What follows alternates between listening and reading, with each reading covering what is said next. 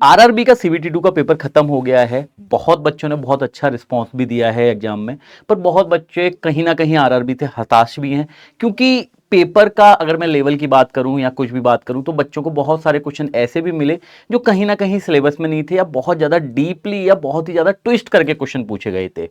पर जो भी है उसका हिसाब से आपका कट ऑफ जो है वो थोड़ा सा कम भी जा सकता है, ठीक है, तो वो एक अलग सिनेरियो है। पर अभी जिन बच्चों का एग्जाम हो गया है या जो बच्चे अपनी तैयारी कर रहे हैं, तो उन लोगों के लिए आगे अब क्या प्लान करना है, उनको कैसे अपनी पढ़ाई पर फोकस करना है, कैसे वो चाहेंगे कि 6 से 8 महीने में उनको एक सरकारी नौकरी की एक दिशा मिल जाए, एक सरकारी नौकरी मिल जाए, और उसके लिए उनको क्या क्या पैटर्न फॉलो करना है, आगे क्या क्या टारगेट रखने हैं उनको 4 से 5 महीने के, कैसे पढ़ाई करनी है, क्योंकि आप आरआरबी की तैयारी बहुत अच्छे से मेहनत से किए हैं।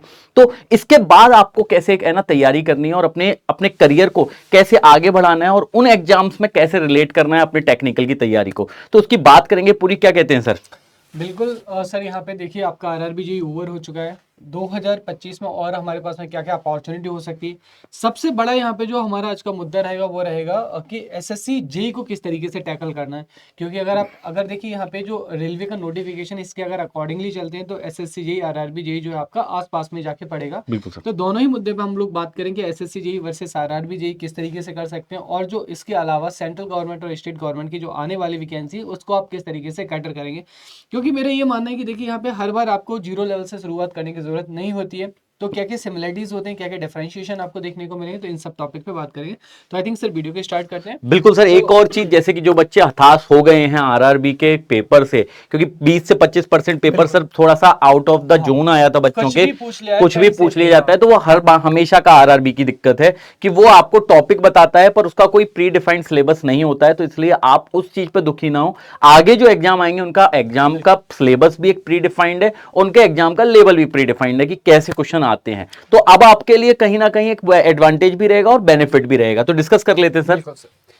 तो सबसे पहले अगर हम बात करें, देखिए ये सारी चीजें आप लोग बहुत अच्छे से जानते हैं ना, बस आपको ग्लिम्स यहाँ पे छोटा सा दे रहे हैं कि जो आरआरबी यही सीबीटी 1 है। तो आप देखिए सीबीटी 1 में आपको मैथमेटिक्स 30 नंबर का 30 क्वेश्चन आपके आएंगे, जनरल इंटेलिजेंस रीजनिंग आपके 25 क्वेश्चन आते हैं, जनरल अवेयरनेस 15 आते हैं, और 30 क्वेश्चन आपको जनरल साइंस से देखने को तो मिलते हैं, ये 100 बच्चे जो क्वेश्चन। सीबीटी 1 निकाले हुए हाँ हैं तो उन लोगों के लिए तैयार है एक तरह से ये नॉन टेक का पार्ट। दूसरी चीज, जिन बच्चों का सीबीटी 1 में भी नहीं हुआ था भाई, उन पर फोकस करना है इन नॉन टेक्निकल बिल्कुल। पार्ट पे भी, क्योंकि कहीं ना कहीं सर एक बहुत बड़ा हाँ एडवांटेज भी बिल्कुल। होता है नॉन टेक्निकल। यहाँ पे अगर सीबीटी 2 की हम बात करें तो आप देख सकते हैं general awareness, physics, chemistry, basics of computer application, environment और टेक्निकल एबिलिटीज, जो कि यहाँ पे आपका पूरे 100 नंबर का आपको देखने को मिल रहा है।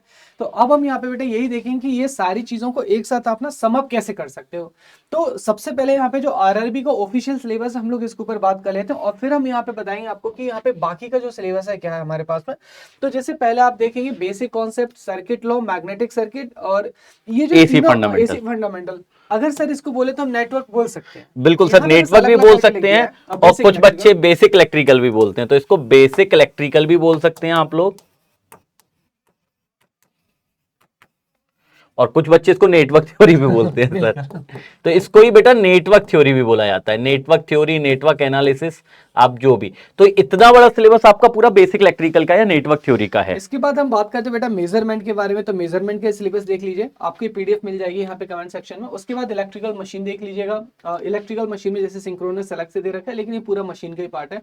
Then generation, transmission and distribution, यानी कि हमारे पास में पावर सिस्टम आ जाता है। तो ये आपका मशीन और पावर सिस्टम का सिलेबस हो गया।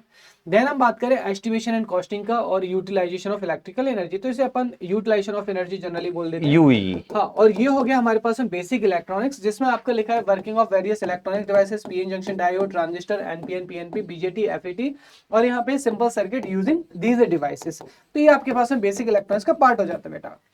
अब ये जो सिलेबस यहाँ पे मैंने अभी आपको दिखाया है ना, ये एग्जैक्टली सिलेबस आपका कहाँ से कॉपी किया गया है। आप एसएससी जेईई को ऑफिशियल सिलेबस देखना। एसएससी जेईई का अगर आप ऑफिशियल सिलेबस देखते हैं तो गाइस यहाँ पे वर्ड टू वर्ड सर यहाँ पे जो है कॉपी किया गया है। बिल्कुल। बस अंतर इतना है कि एसएससी जेईई जो है क्वेश्चन यहीं से पूछता है, रिलीवेंट क्वेश्चन पूछता है, यानी कि जो टॉपिक डिफाइन कर रखे, और आरआरबी जेईई वाला कहता कुछ है करता कुछ है यहाँ पे, यानी कि जो 30% चीज है मतलब खुद जाने और खुदा वाला वो हिसाब किताब हो जाता है। तो उसके लिए आपको पैनिक नहीं करना है। तो अब हम सर आगे बात कर लेते हैं कि यहाँ पे आपके पास में जो नेक्स्ट जो अपॉर्चुनिटी है सबसे बड़ी, वो है एसएससी जेईई की सर। बिल्कुल सर। तो एसएससी जेईई देखो, आप अगर ईएसी की बात करें तो हमारे पास में क्या है, एक आपका मिनी आईएएस इसको माना जाता है। तो अब देखो सीबीटी 1 और सीबीटी 2 के सीबीटी 1 आरआरबी जेई और सीबीटी 1 एसएससी जेई की अगर हम लोग बात करें तो यहाँ पे देखो आपके पास में पहला डिफरेंशिएशन है कि आपका जो आरआरबी जेई के सीबीटी 1 है यहाँ पे कोई टेक्निकल नहीं आएगा, सिर्फ और सिर्फ नॉन टेक्निकल आता है। एसएससी जेई की बात करें तो यहाँ पे सीबीटी 1 में आपका टेक्निकल के 100 ही क्वेश्चन आपके नॉन टेक्निकल से बेटा देखने को मिलते हैं। तो अब देखो यहाँ पे डिफरेंस कहाँ पे आया हमारे पास में, जो नॉन टेक्निकल सिलेबस है उसमें भी, अब उसमें भी देखो बेटा यहाँ पे जो एसएससी जेई वाला है वो आपसे मैथमेटिक्स नहीं पूछता है और आरआरबी वाला बस सर आपसे मैथमेटिक्स पूछ लेता है। यानी कि एक बहुत बड़ी बात यह है कि अगर आपने आरआरबी जेई की तैयारी की है और बहुत अच्छे से मेहनत कर रहे हैं, है ना, तो आपको बस थोड़ी सी मेहनत अपनी बना के रखनी है। उसी मेहनत को जिस पैटर्न में आप चल रहे थे उसी पैटर्न में चलते रहना है। आपका 80 से 90% सिलेबस एसएससी का कवर हो जाएगा। खासकर सीबीटी 1 का नॉर्मली कवर हो जाएगा। सीबीटी 2 के लिए तो कोर टेक्निकल है तो आपको दिमाग लगाना ही नहीं पड़ेगा। पर एसएससी का अगर आप देखोगे सिलेबस तो आरआरबी की अगर आपने बहुत अच्छे से पढ़ाई की है, मेहनत की है, तो करंट अफेयर्स ऐसा है जो रेगुलर अभी चलता भी रहेगा। तो नॉन टेक्निकल में फोकस रखेंगे और टेक्निकल की आपने जितनी मेहनत की है बहुत अच्छी है, बहुत अच्छे से मेहनत की है आप लोगों ने, तो वो कहीं ना कहीं एसएससी में भी आपको बेनिफिट देगा, है ना। तो ये चीज है। इसके बाद सीबीटी 2 होता है एसएससी के लिए जो कि कोर टेक्निकल होता है। बिल्कुल। अब देखो यहाँ पे जो सीबीटी 2 है बेटा, सीबीटी 2 अगर आप यहाँ पे आरआरबी जेई और यहाँ पे एसएससी जेई पे जाएंगे तो एसएससी जेई यहाँ पे क्या करता है, आपके पास में जो सीबीटी 2 इसका एक अच्छा लेवल रखता है और सिर्फ आपसे यहाँ पे टेक्निकल पूछता है, किसी भी तरीके का नॉन टेक का इन्वॉल्वमेंट नहीं होता है। लेकिन आरआरबी जेई में देखेंगे तो एसएससी जेई का बेटा ये पोर्शन तो देखेगा ही देखेगा 100 नंबर का, है ना, ये तो एग्जैक्टली आपको देखेगा, लेकिन वो साथ में 50 नंबर का नॉन टेक्निकल भी यहाँ पे ऐड करता है। तो अगर सर हम दोनों को कंपेयर करें तो आरआरबी जेई का सिलेबस आपका लार्ज सिलेबस है और एसएससी जेई का सिलेबस काफी कॉम्पैक्ट सिलेबस है। तो अगर आप आरआरबी जेई के लिए प्रिपेयर करते हो तो ऑटोमेटिकली सर मुझे लगता है कि एसएससी जेई वाले जोन में अपने आप आ जाते हो। बस यहाँ पे थोड़ा क्वेश्चंस का लेवल है, क्वेश्चन का लेवल डिफर कर जाता है, क्योंकि एसएससी वाला एक अच्छा क्वेश्चन पूछता है आपसे, रिदम में क्वेश्चन पूछता है, कुछ भी अनाप शनाप नहीं पूछता है। और जो आपका सीबीटी 2 होता है एसएससी जेई का, यहाँ पे टेक्निकल का जो लेवल है एक अच्छा लेवल देखने को मिलता है।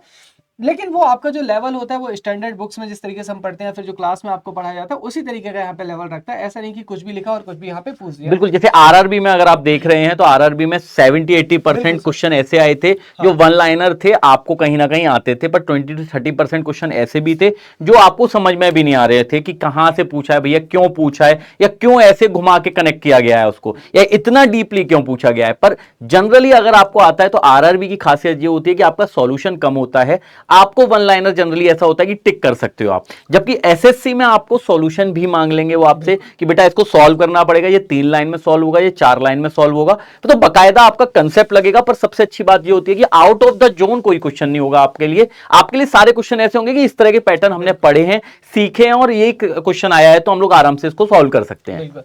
तो यहाँ पे आप लोगों के लिए सजेशन ये है बेटा कि 2025 में आपके पास में भी 2 बड़ी वैकेंसी आरआरबी जेई भी आएगा और एसएससी जेई, है ना, जो तो एसएससी ने कैलेंडर आपका दे भी दिया है, हालांकि कैलेंडर भी रिव्यू में चला गया तो हो सकता है थोड़ा जल्दी भी आ जाए। तो अभी सर मेरे हिसाब से फोकस जो आपका एसएससी जेई होना चाहिए, बिल्कुल सर, क्योंकि एसएससी जेई अगर आप कंप्लीट कर लेते हैं तो आरआरबी जेई ऑटोमेटिकली हो जाता है, एक्सेप्ट मैथमेटिक्स ही तो पढ़ना उसमें, और अलग से तो कुछ करना नहीं है, क्योंकि आपका जनरल साइंस और जो जनरल स्टडीज है वो तो आपकी उसी में कवर अप हो जाते हैं। तो अभी आपको जो फोकस है एसएससी जेई पे होना चाहिए। अब इसके अलावा सर हमारे पास में और भी बहुत सारी वैकेंसी आती है जो कि बहुत जरूरी भी हैं, क्योंकि अगर आप सरकारी नौकरी, जैसे मैं एज ए स्टूडेंट कहूं तो सरकारी नौकरी अगर चाहिए तो मेरे को नहीं लगता कि सर ऐसा कोई प्लान होता है 10-20% को छोड़ दिया जाए कि मुझे एसएससी जाना है या मुझे आरआरबी जाना है। जनरली हमारी एक मांग होती है कि सरकारी नौकरी मिल जाए, लाइफ सेटल हो जाए, माँ बाप खुश रहें। तो उस चीज के लिए सबसे अच्छी बात यह है कि हम लोग जो तैयारी कर रहे हैं उस तैयारी से हम कितने एग्जाम्स में फोकस कर सकते हैं, किस एग्जाम को दे सकते हैं और कहां कहां सिलेक्शन हो सकता है। तो आपके लिए 2025 में कुछ अपकमिंग वैकेंसीज हैं जो आपके लिए आ सकती हैं, जिस पे आपको आगे चल के फोकस करना है। तो आप देख सकते हैं एनटीपीसी है ना आने वाला आपका, और एचएएल का शायद भी आया हुआ है। पीजीसीएल देखो यहाँ पे 2026 इसलिए लिखा है क्योंकि 2025 वाले रिक्रूटमेंट हो चुका है, लेकिन एंड तक ये भी आ जाएगा, है ना। तो यहाँ पे क्योंकि इलेक्ट्रिकल के लिए एक बहुत बड़ी वैकेंसी होती है सर, इस साल पीजीसीएल आ जाएगा, उसका एग्जाम शायद 26 तक हो। यूपीपीसीएल आपका है ना, एएलपी भी सर ऑनगोइंग फॉर्म में चल ही रहा है हमारे पास में। टीएचडीसी, एनएचपीसी की वैकेंसी, एक अच्छी वैकेंसी आती है जो कि यहाँ पे आप बहुत ही जल्दी आएगा। एचजेवीएन आ चुकी है, एई का जो नोटिफिकेशन है, एई वाला नोटिफिकेशन आ चुका है एग्जीक्यूटिव का, जेई वाला भी बहुत जल्दी आ जाएगा। उसके बाद आईओसीएल और डीडीए, मैनी मोर है ना। आपके पास में बिहार स्टेट हो गया, मध्य प्रदेश हो गया, आपके पास में राजस्थान हो गया, और जो भी साउथ इंडिया से बिलोंग करते हैं तो वहाँ की अपनी वैकेंसी हो गई आपके पास में। तो ये सारी भी आपके पास में तमाम जो वैकेंसी है जो कि यहाँ पे फुलफिल होनी है। तो 2025 एक आपका बहुत ही गोल्डन ईयर है। तो अगर एकदम सभ्यता के साथ में, डेडिकेशन के साथ में आप प्रिपेयर करते हो तो डेफिनेटली देखो यहाँ पे कोई ना कोई आप जो एग्जाम पक्का निकाल लोगे। और सर यहाँ पे अगर हम देखें तो इनमें टैग और नॉन टैग, अगर हम एसएससी जी और आरआरबी को छोड़े सर तो ऑलमोस्ट आपका 75 और 75 टेक्निकल और 25 का नॉन टेक रखा जाता है। कहीं कहीं डिफर भी होता है, बिल्कुल कभी 60% टेक्निकल होता है तो 40% नॉन टेक्निकल कर दिया जाता है, लेकिन मोस्टली आपका टेक्निकल का वेटेज ही रहता है। तो अगर वो आप इसके ऐसे- बारे में बात बिल्कुल करने का सर। मतलब भी नहीं है, पर सबसे बड़ी बात ये है आप लोगों के लिए कि आपके लिए देखो वैकेंसीज जो आनी है ना, आपको मैक्सिमम 2 to 3 मंथ देती है। ध्यान रखिए ये चीज मैं हमेशा आप लोगों से Exactly. कहता हूं कि कोई भी वैकेंसी आई है तो 2 से 3 महीने आपको दिए जाते हैं, पर इसका मतलब ये नहीं होता कि 2 से 3 महीने में आपकी 100% तैयारी हो जाएगी, क्योंकि सिलेबस जो होता है वो करीब करीब 8 से 10 महीने का तो नॉर्मली बिल्कुल होता सर, है। बिल्कुल। तो आप लोगों ने जो मेहनत की है, अभी मैं कहूंगा यही कि जितने भी बच्चे आरआरबी की तैयारी कर रहे हैं या फिर जो भी बच्चे तैयारी कर रहे हैं, फोकस करके आपको सबसे पहले अपना टेक्निकल का एक 100% सिलेबस कवर करना है। कवर करने का मतलब ये नहीं होता कि सारा आ जाए, क्योंकि हर किसी को नहीं आता है, ठीक है। अगर आप 70 to 80% में अच्छे से पढ़ाई कर लें, अच्छे से चीजें सीख लें, और रिमेनिंग 20 to 30% छोड़ना कुछ नहीं होता, क्योंकि ये बच्चों को पता नहीं क्यों लगता है कि सर हमें छोड़ दें तो अच्छा है, क्या हमें 70% हमारा कवर है। छोड़ना कुछ नहीं होता। एक चीज होती है कि 70% सिलेबस हमारा अच्छे से आना चाहिए, यानी हमें कोई क्वेश्चन पूछा जाए तो हम बता सकें, और 30% की हमें बिट नॉलेज होनी चाहिए कि यार क्या होता क्या है, क्योंकि हर कोई हर चीज में कंफर्टेबल नहीं होता है। तो मैं यही कहूंगा पांचों उंगली एक जैसी नहीं है, ऐसे सारे सब्जेक्ट एक जैसे नहीं है। आप किसी में बहुत अच्छे होंगे तो किसी में बहुत खराब होंगे, पर ऐसा नहीं हो कि एक कोई सब्जेक्ट आप छोड़ दें। तो छोड़ना कुछ नहीं होता है, पढ़ाई करनी है, सारे सब्जेक्ट को थोड़ा थोड़ा आना चाहिए। जो नहीं क्लियर हो पा रहे हैं उनके बारे में भी कम से कम टॉपिक, उनका कुछ रिलेशन क्लियर होना चाहिए। और अगर आप देखेंगे तो इन सबका सिलेबस 70 to 80% तो सेम होता ही है सर, बिल्कुल है ना। तो टेक्निकल की अगर आप एक बार अच्छे से तैयारी कर लें तो आपको बहुत सारी मेहनत तो सीधे मिल जाएगी कि ठीक है कोई भी प्रिपेयर होगा हम लोग आराम से निकाल सकते हैं, क्वालिफाई कर सकते हैं। 85% तक जो टेक्निकल सिलेबस है बेटा कॉमन ही रहता है हमारे पास में। इसमें भी मैथ, रीजनिंग और जनरल स्टडीज और जनरल नॉलेज ये सब हमारे पास में कॉमन ही रहता है। तो फिर हम वेट किस चीज का करें? आप देखिए 2 से 3 महीने में इतना बड़ा सिलेबस आप कवर अप तो कर नहीं सकते। बिल्कुल। तो डे 1 से ही लग जाइएगा। जिनका आरआरबी जेईई का पेपर अच्छा गया है बहुत बहुत बधाई, नहीं गया है तो आपको यहाँ पे थोड़ा सा रेस्ट कीजिएगा, उसके बाद फर्दर जो हमारे पास में आने वाले एग्जाम्स है उसके लिए लग जाइएगा। तो यहाँ पे जैसे कि 2 से 3 महीने बहुत ही कम टाइम होता है हमारे पास में। अब ऐसे में सिलेक्शन बेटा उन्हीं का होता है जो ऑलरेडी यहाँ पे तैयारी कर रहे होते हैं।